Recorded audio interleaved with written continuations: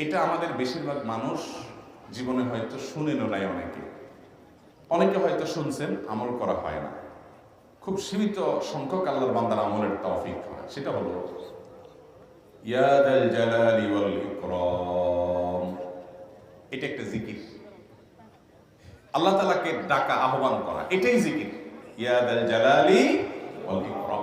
নবী করিম সাল্লাল্লাহু আলাইহি সাল্লাম বলেছেন, আলিজু বিয়া যাল জালালি ওয়াল ইকরাম।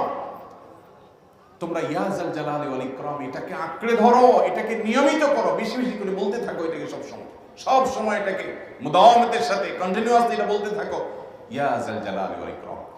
অনেক উলামায়ে কেরাম, মুহাদ্দিসিন ইকরাম ইয়া যাল জালালি ওয়াল ইকরাম কেন নবীজি এত বেশি বলতে বলেছেন, এটার মাধ্যমে আমাদের লাভটা কি, এর ব্যাখ্যা করতে গিয়ে বলেছেন ইয়া যাল জালাল মানে হলো হে মহান মহান বড়ত্বের অধিকারী, হে জালালের অধিকারী, হে জালাল, ওয়াল ইকরাম হে দানশীল।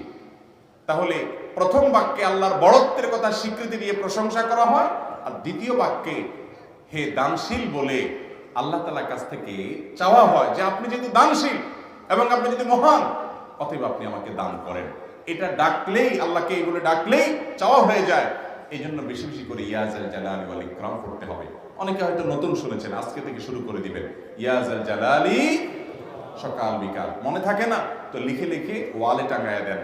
বাসা বাড়িতে এমন জায়গায় লিখে রাখেন তাকাইলেই নজরে পড়ে, কারণ মোবাইলে আমাদেরকে সবকিছু ভুলাই দেয়, দুনিয়ার ব্যস্ততা সব ভুলাই দেয়। এই জন্য বেশি বেশি ইয়া যাল জালালি ওয়াল ইকরাম করব।